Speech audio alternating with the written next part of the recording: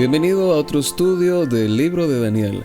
Te saluda el pastor Erwin Ochoa y el tema de hoy es «Hablará blasfemias contra Dios». Daniel 7:25 dice: «Y hablará palabras contra el Altísimo, y a los santos del Altísimo quebrantará, y pensarán cambiar los tiempos y la ley, y serán entregados en su mano hasta tiempos y medio tiempo». Bueno, ayer hablamos sobre el tiempo de persecución del cuerno pequeño, y vimos que duraría 1260 años. Hoy vamos a analizar las palabras que habla contra el Altísimo. El versículo 8 y 20 menciona que habla grandes cosas. Juan nos da más luz sobre las cosas que habla contra Dios. En Apocalipsis 13:5 dice: «Y le fue dada boca que hablaba grandes cosas y blasfemias, y le fue dada potencia de obrar 42 meses». El apóstol Juan, refiriéndose al mismo poder, dice en el versículo 5 que habla blasfemias. En el verso 7 dice que es el mismo poder que persigue a los santos, es decir, al pueblo de Dios. Ahora, ¿qué es una blasfemia? Bueno, dejemos que la misma Biblia nos explique esto. Vayamos a Juan capítulo 10, versículos 30 al 33. Dice: «Yo y el Padre una cosa somos». Entonces volvieron a tomar piedras los judíos para apedrearle. Respondiéndoles Jesús: «Muchas buenas obras os he mostrado de mi Padre, ¿por cuál obra de esas me apedreáis?».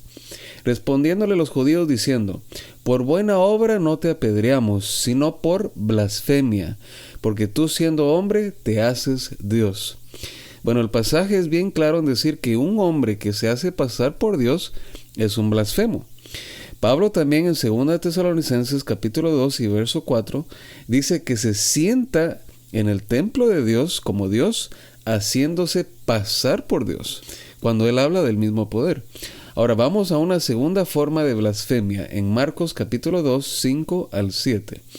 Donde dice: «Y viendo Jesús la fe de ellos, le dice al paralítico: Hijo, tus pecados te son perdonados».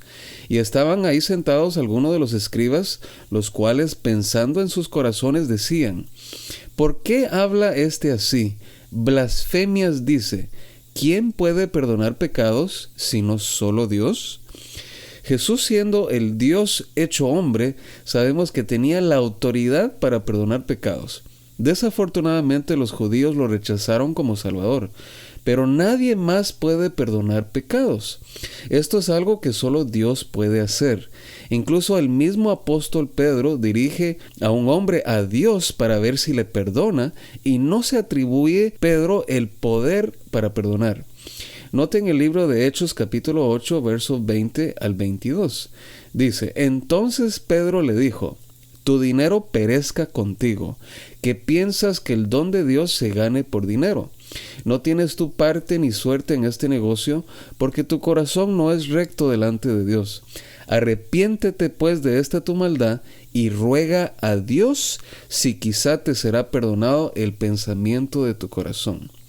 Noten que Pedro le recomienda al hombre que ruegue a Dios, no le dice que le ruegue a él. En ninguna parte de la Biblia usted ve que un hombre pecador puede perdonarle los pecados a otros. Querido amigo, mi intención es que comprendas la voluntad de Dios en su palabra. No busco criticar la religión que profesas. Tú y yo tenemos el derecho de conocer la verdad para poder practicarla. Y solo existe una iglesia que se ha unido al Estado para poder perseguir y dar muerte a mucha gente inocente en la Edad Media. Una iglesia que surgió en el seno de Europa y cuyo líder dice ser el representante de Dios sobre la tierra, quien dice también tener la autoridad para perdonar los pecados de los hombres junto con sus sacerdotes. Quiero leerte algunas referencias de esta misma iglesia donde ellos mismos aceptan decir y hacer estas cosas. Esto lo leemos en la página 27 de la versión en inglés del Manual para Sacerdotes de uno de los eminentes doctores del Santoral Católico. Alfonso María Ligorio escribe: «Dios mismo está obligado a aceptar el veredicto de sus sacerdotes y de perdonar o no perdonar de acuerdo con su decisión de negar o conceder la absolución. La decisión del sacerdote prevalece y Dios la confirma». Muy bien, la siguiente fuente viene de la página 78 y 79 del libro El sacerdote católico en inglés. Por más que busquen en el cielo y en la tierra, solamente encontrarán a un solo ser creado que puede perdonar al pecador. Este ser extraordinario es el sacerdote católico. Ok, otra fuente viene de William Doyle en su libro ¿Seré yo un sacerdote? Página 14 y 15. Dice, el pobre pecador se arrodilla a los pies de su confesor. Él sabe que no está hablando a un hombre ordinario, sino a otro Cristo. Él escucha las palabras, yo te absuelvo de tus pecados, y la horrible carga de los pecados caen de su alma para siempre. Bueno, usted y yo sabemos que esto no es ningún secreto. Se le enseña a los feligreses a ir a estos sacerdotes para pedirle perdón de pecados. Ahora, la historia nos enseña que el obispo de Roma asumió algunos títulos religiosos que pueden considerarse arrogantes. Jesús dijo en una ocasión en Juan 23:9, y no llaméis a nadie Padre vuestro en la tierra, porque uno es vuestro Padre, el que está en los cielos.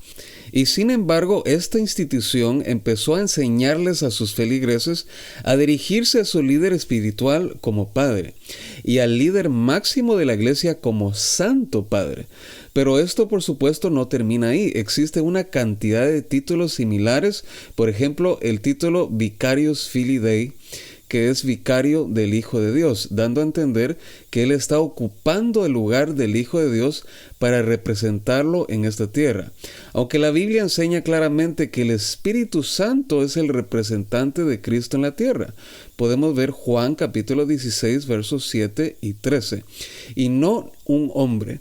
El término vicario se aplica a aquel que asume las funciones de otro y ejerce sus poderes. Ahora, en las grandes encíclicas del Papa Leo XIII, en la página 304, dice, nosotros, hablando de los papas, ocupamos en esta tierra el lugar del Dios Todopoderoso. Querido amigo, todo esto estaba profetizado y Dios en su amor nos avisa para protegernos. Dios no quiere que nos desviemos de su palabra, Él quiere salvarnos. Juan 8:32 dice, conoceréis la verdad y la verdad os hará libres. Amigo, Dios te ama y desea que tú conozcas la verdad. Dios no quiere que nadie esté engañado. Somos sus hijos y por esto nos dejó su palabra. Sabes, mi familia salió de esta iglesia y decidimos seguir la Biblia porque la Biblia es la palabra de Dios. Porque nuestra lealtad es hacia Dios, no a ninguna iglesia tradicional o a un líder humano, sino a Dios. La semana que viene estudiaremos sobre este poder y cómo buscó cambiar la ley de Dios. No te lo pierdas. Debemos saber más sobre estas profecías. Que Dios te bendiga.